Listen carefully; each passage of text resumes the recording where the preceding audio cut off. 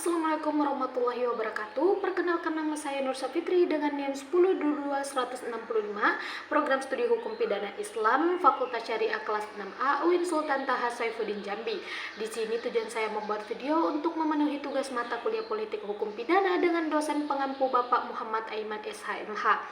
Baik, di sini saya akan mempresentasikan makalah dari kelompok 5 dengan judul Sistem dan Pola Pemidanaan. Langsung saja, di mana konsep pola dan sistem pemidanaan dalam KUHP menurut Andi Hamzah memberikan arti sistem pidana dan pemidanaan sebagai susunan pidana dan cara pemidanaan.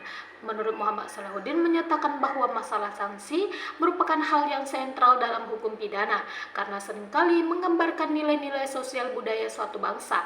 Artinya, pidana mengandung tata nilai atau value dalam suatu masyarakat mengenai apa yang baik dan tidak baik, apa yang bermoral dan apa yang amoral, serta apa yang diperbolehkan dan apa yang dilarang.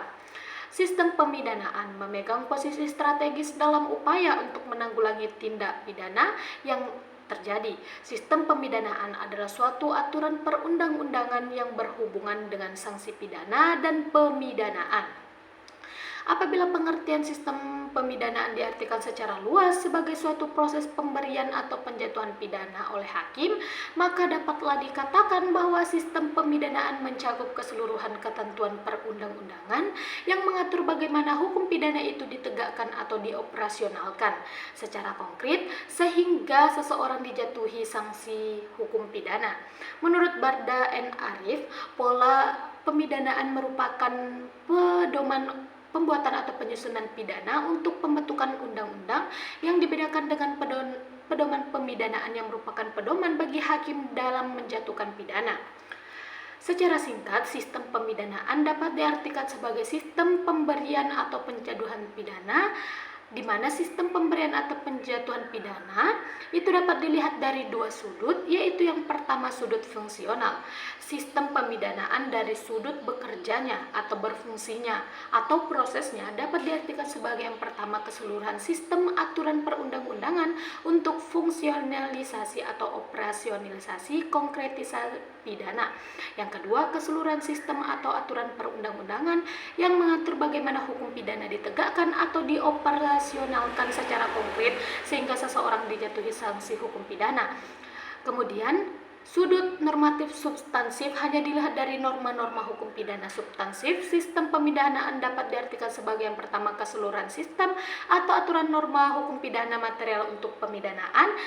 Yang kedua, keseluruhan sistem atau aturan norma hukum pidana material untuk pemberian atau penjatuhan dan pelaksanaan hukum pidana. Hukum pidana Indonesia menentukan jenis sanksi pidana atas pidana pokok dan pidana tambahan. Hal-hal tersebut secara tegas dirumuskan di dalam pasal 10 KUHP yang berbunyi, pidana terdiri yang atas yang pertama pidana pokok, pidana mati, pidana penjara, pidana kurungan, pidana denda, dan pidana denda. Kemudian pidana tambahan, pencabutan hak-hak tertentu, perampasan barang-barang tertentu, pengumuman putusan hakim. Kemudian pada tahun 1916 dengan Undang-Undang Nomor 20 tahun 1946, hukum pidana Indonesia mengenal suatu jenis pidana pokok yang baru, yaitu apa yang disebut pidana tutupan. Pidana penutupan ini pada hakikatnya adalah pidana penjara, namun dalam mengadili orang yang melakukan kejahatan yang diancam dengan penjara karena terdorong oleh maksud yang patut dihormati, maka hakim boleh menjatuhkan pidana tutupan. Inilah semua jenis pidana yang ada di dalam KUHP sekarang. Berdasarkan uraian di atas, maka keseluruhan peraturan perundang-undangan yang ada di dalam KUHP maupun undang-undang di luar KUHP pada hakikatnya merupakan satu kesatuan sistem pemidanaan yang terdiri dari aturan umum dan aturan khusus. Aturan umum terdapat di dalam buku 1 KUHP dan aturan khusus terdapat di dalam buku 2 dan buku 3 KUHP maupun di dalam undang-undang khusus di luar KUHP. Kemudian ada tujuan dan pedoman dalam sistem pemidanaan di Indonesia. Yang pertama, tujuan pemidanaan pada dasarnya terdapat 3 pokok pemikiran tentang tujuan yang ingin dicapai dengan suatu pemidanaan, yaitu yang pertama, memperbaiki memperbaiki pribadi dari penjahat itu sendiri. Yang kedua, untuk membuat orang jera dalam melakukan kejahatan-kejahatan. Yang ketiga, untuk membuat penjahat tertentu tidak mampu melakukan kejahatan lain. Dan adapun tujuan pemidanaan secara khusus dapat dilihat dari pendapat Profesor Ruslan Saleh mengenai 3 alasan masih diperlukan hukum pidana, dan pidana khususnya alasan yang ketiganya yaitu pengaruh pidana atau hukuman bukan semata-mata ditujukan untuk si penjahat, tetapi juga untuk mempengaruhi orang yang tidak jahat, yaitu warga masyarakat yang mentaati norma-norma masyarakat. Pedoman pemidanaan atau guidance of sentencing adalah hal yang harus diperhatikan hakim dalam menentukan jenis dan berat atau ringannya hukuman, lebih merujuk ke arah petunjuk bagi hakim untuk menjatuhkan dan menerapkan pidana atau merupakan pedoman yudisial atau yudikatif bagi hakim. Dengan acuan pada pedoman pemidana ini, maka antara hakim yang satu dengan hakim yang lain dalam mempertimbangkan berat atau ringannya pidana yang dijatuhkan akan terdapat keserasian, sehingga pidana yang akan dijatuhkan pun akan adil dan setara satu sama lain.